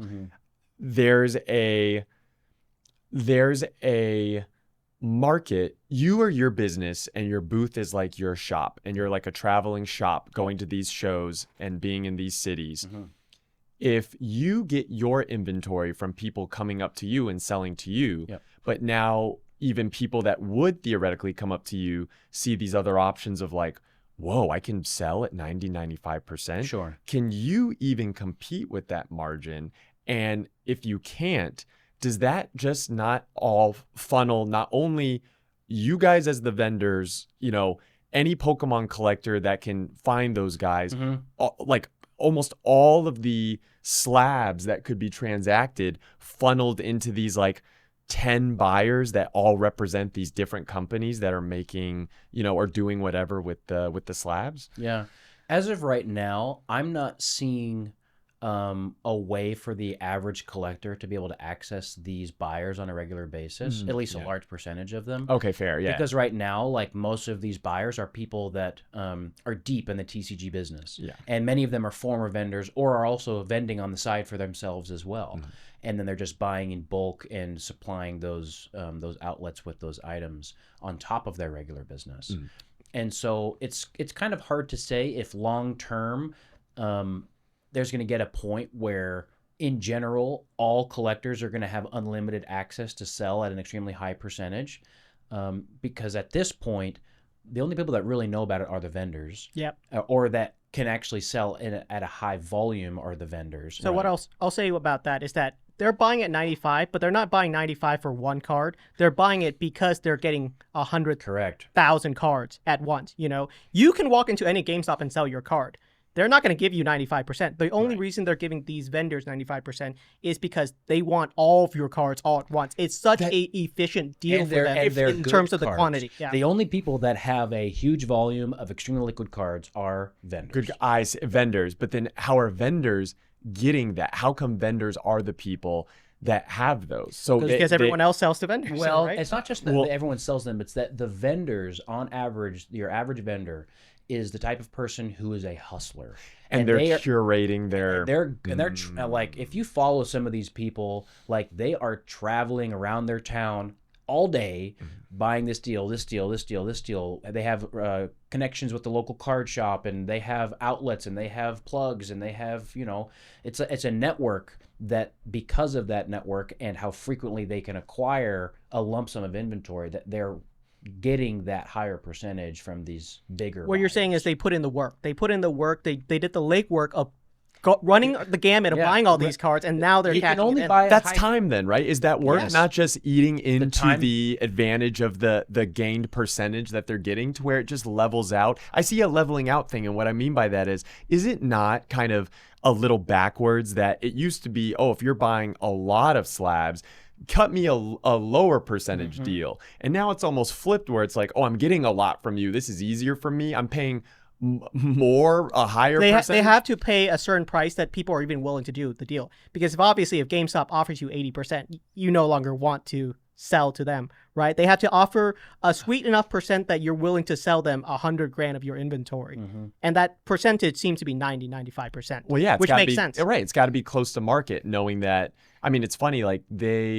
The way I'm looking at it is they have to pay me close to market, because otherwise I could just sell it to actual collectors that will just want that end product right now for close to. So that market. answer to the question is, what is that sweet spot where it's worth it for you to sell that inventory to, but you want to sell it to because now you're no longer waiting for someone else to walk up to get that 5% difference. Then this is the flip. Go ahead. What were you There's one more piece here that I think sometimes we're forgetting Yeah. about. It's that the vendors who are selling to these big buyers have zero emotional connection to their items, right? Bingo. And so the only negotiation that's happening between the big buyers and the vendors is, what exactly are we agreeing on the market price? Points and numbers and percentages. They see these as numbers. Yes, but like a collector selling to a vendor, or to just a person who's hustling and doing deals on the side, is there's a negotiation about the liquidity of items. There's a negotiation about their relative emotional attachment to those items, what they want to sell, when they want to sell it,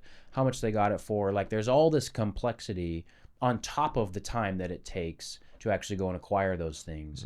Whereas these big buyers, what they want is, I want to do business with someone who knows what they're talking about, Speed. who can bring me exactly what I need, and I will pay them this percentage, because that big buyer is going to take that, 500 grand worth of slabs that they bought at 94% and sell it the next day for 100% and make that 6% margin on 500 grand. So then, okay. And that's obviously a large sum of money. Go ask any real estate agent. This is you're right, exactly. The flip side, I was saying there's two viewpoints from the vendor perspective, such as yourself. We cover this. Okay, if someone's coming up to you to sell, then the challenges of like, okay, are you going to be buying their stuff? Would they sell to you if they know they can just go? These people that are buying at these high percentages are just people. They have 24 hours in the day. They're limited to how many people they can speak to and how much money they can stuff in their knapsack. knapsacks. That's very true. Like, limited by space, time, distance, everything. So the flip side of that, though, is, do you see this affecting you, not in someone coming up to you to sell, but coming up to you to buy, in the sense that we just talked about how, okay, if someone really wants a card, then now in this market, your average collector, your average buyer, of someone that likes to go to card shows and pick up cards personally for their personal collection, not for the point of flipping, not for the point of hoping this card goes up. And are you willing to cut them a deal where they're like, hey man, can you do 90% on this card, or can I get some percentage off, but I do really want it, when you know you can take the same high, hopefully it's like well, not hopefully, but just if it's a high interest slab or something, which is why so many buyers might be coming to you to want to get it. You know, though, you could go to that special buyer and at least get 95%. Are you then unwilling to go below 95% to sell to anyone else? You see what I'm saying? Yeah. How does this affect the buying ecosystem then? Yeah, it makes it more strict, right?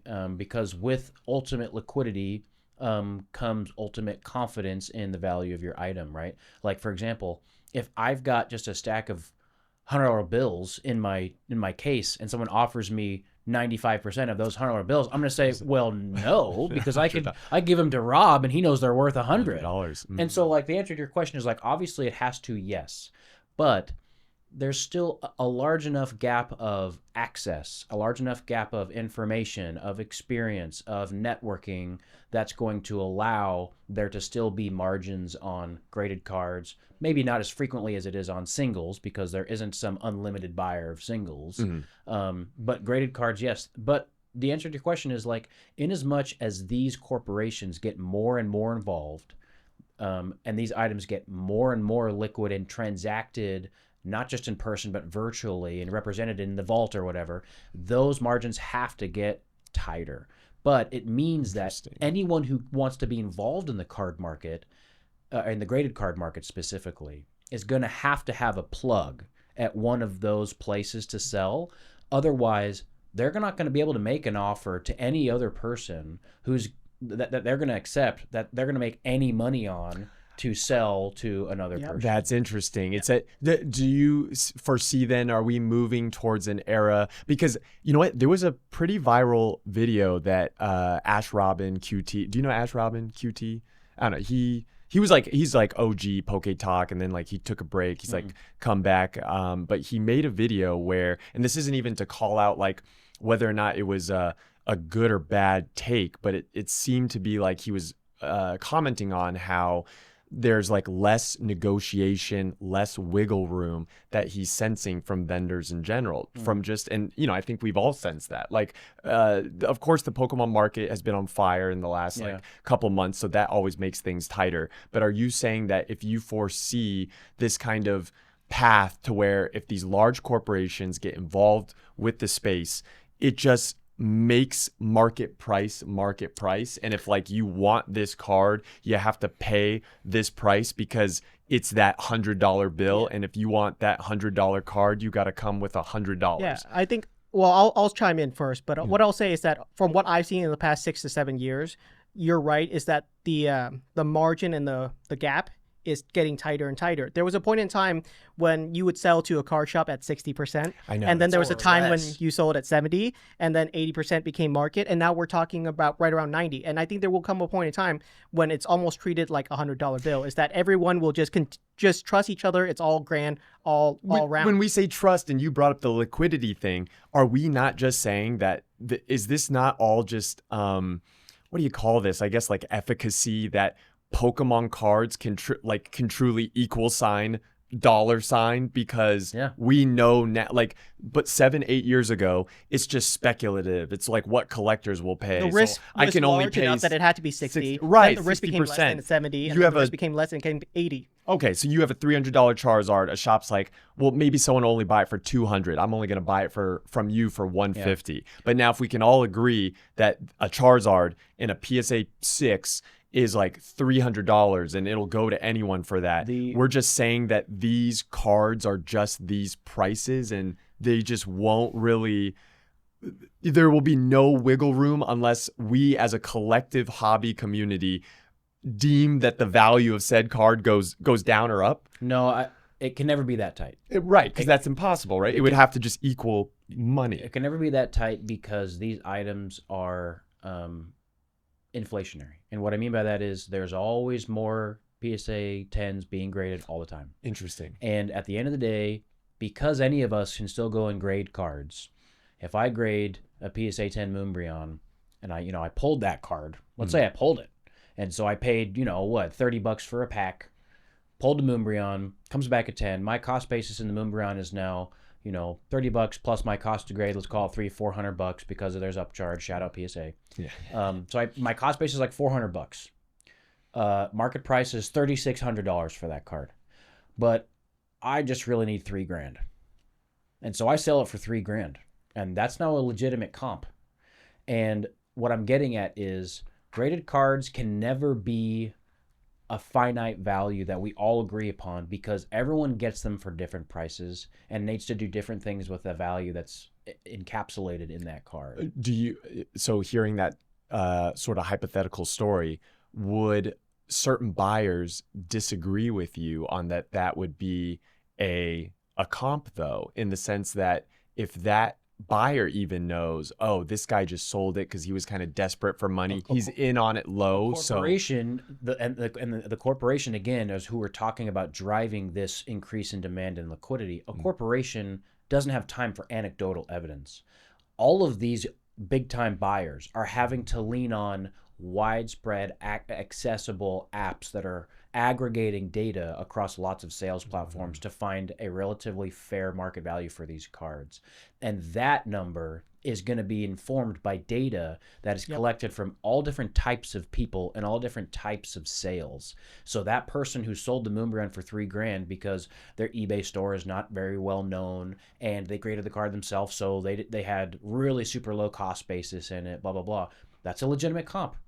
And that legitimate comp is going to inform the market price that PSA or whoever is going to offer you.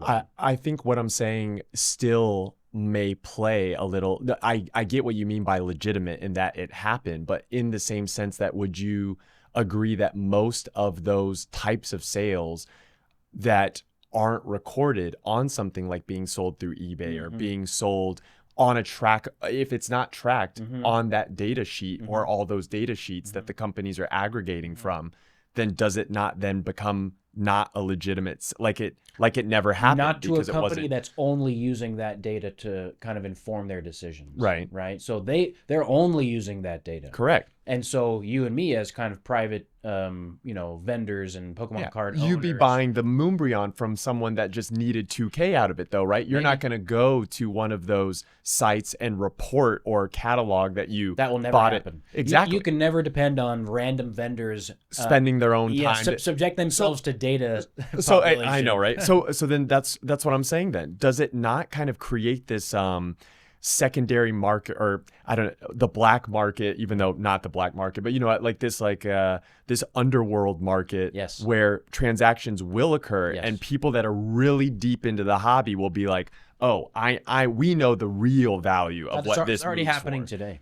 Oh, that's already happening today, specifically on these really niche cards that we brought up earlier, right? Like, for example, I know that that Dragonite card that I recently bought from EX Dragon Frontiers in a PSA 10 is pop 30. Oh, congrats on that pickup. Well, we valued it at a certain amount, but it hasn't sold publicly on a website since June, and the last sale was $2,500. There's no data on it. There's no spread on it. Right. They can't. A large corporation cannot buy a card with no data. But I've talked to enough of the people who are deep in this hobby and vending every weekend that they've seen that card a few times in the last few months, and they know that it has sold for more than any of the public comps. Okay. And so there's already that secondary sub-market of people who are in the know. When that's happening, then how are you going to make your money from that? So that would be an example of a card where if you tried to go to one of these GameStop buyers, they would cook you. They're just not going to be able to offer you enough, because they're going to be like, oh, last sold was $2,500. I'll give you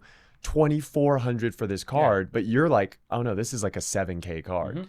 Okay, so then there's going to be a lot of kind of grails or things that don't move around as much, the less liquid cards, that are going to be underappreciated by the business corporation buyers. But in the hobby, we're going to know what the true value of those. True. So that's happening. Then is the inverse also not that there's all these modern or highly liquid cards that are moving for this price? That's like the only thing that they'll be able to buy accurately. So how does that kind of affect the hobby? If it's only, I don't know, what would that be, modern liquid 10s, alt arts, of that nature, I guess? Yeah, I think that's what they are picking up. Those are probably going to be the most common ones. Absolutely.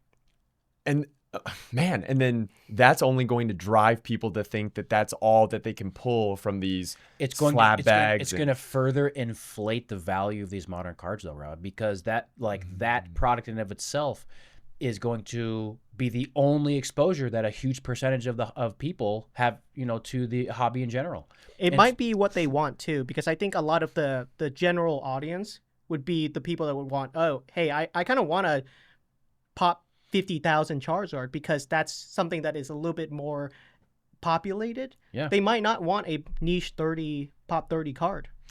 Yeah, it's interesting. Then it just makes me think of all of the we all know these people, the vintage collectors that are like, don't buy modern, buy vintage, and they're like, oh yeah, modern cards aren't going to be worth. Wait 10 years after the Sword and Shield era, wait 10 years after Scarlet and Violet. You should be collecting, stuff from before XY, and so if that's the case, I do see what you're saying about it's just going to be that positive feedback loop. It's going to keep making these modern alt arts and just these highly liquid cards be very, very stay in the realm of conversation. Yeah. And then how does that affect the vintage market? I don't know. I think it's going to be an exciting couple of years. I don't think the calm is going to happen anytime soon. I think there's enough excitement and enough energy in the hobby that there's always something interesting happening. Before we let you go, Jar, can you just give us a quick prediction of where do you think things are headed in the next 6 to 12 months. And the next time we can pull you back in, maybe we'll see if your prediction is true or not. Yeah, You've been hitting it out of the park with some of your predictions. Mostly just luck, honestly. But I'm going to go with, in general, we're going to see what we're seeing now, which is kind of a relative cooling off while there's some uncertainty going on. All these bigger players entering the market. And then based on what we get revealed in some of these upcoming mega sets. So we just had Mega Dream kind of get revealed, where we know there's going to be a Mega Gengar, Alt-Art, and most likely a Dragonite that'll get revealed at some point officially. So that's an exciting set. But in as much as maybe some subsequent sets after that don't have as much hype on them, we might see a slowdown continue in the brand new releases. And gosh, fingers crossed that we can get items back to MSRP and kind of be widely available for people. So I'd love to see that. But like we talked about last time, this calendar year 2025, we have seen a repricing of the entire market that I don't think we will ever go back down to kind of a steady market back to where we were from 2023. Yeah, you think that floor never gets reached again? I don't think so. Maybe for certain items. Dan thought it might go back down. Remember when he was saying? Well, he's talking about sealed products. Packs might go back down to $5 a pack in retail price, but we're talking about cards. It's a different story. That's true. Yeah. There's a certain packs for a certain period of time, maybe, but like demand is just at a new level. Like the new baseline is higher than it used to be, which is exciting and fun and makes things competitive, though. But then again, like I think that we're going to see a lot of buying happening during the holiday season, like we always do.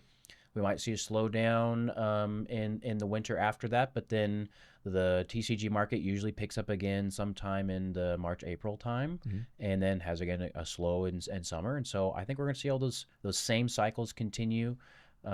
But for those that are involved and constantly buying, selling, trading, the market's still very strong, because it's not just about the value of the items, it's about the liquidity. Things are still trading at a really high clip.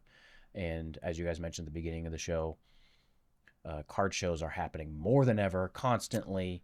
More people are joining all the time. We've got new video games. We've got 30th anniversary next year. I know. That's why I'm like, I just don't see a slowdown before the 30th anniversary. Or even if there's a little dip, say, in the next couple months. Which is good. It's healthy. Right. Exactly. There should be some up and down, but literally in 2 more months, we're in 2026, and then we're in 30th anniversary territory. Yeah, well said, Jar. Where can our followers follow you if they want to see some more of your hot takes? Yes. Well, we've got a YouTube channel, Jarchomp Collectibles, do a lot of vending content, some podcast content, and then also our live stream that we do every other Wednesday, the Midweek Machamps. Shout out Ricky from Oyama's Trading. We got a really cool show coming up this week, and then 2 weeks after that, really cool guests. So come by. We talk a lot for hours. So if you like Poke Talk, then that's the place to be. Nice. Awesome. Thank you. It's always a pleasure to have you on. Thanks, guys. Appreciate your time. Thanks for joining with us. Hey, everyone, thanks for tuning in. And we'll see you on the next one. Peace out, everyone.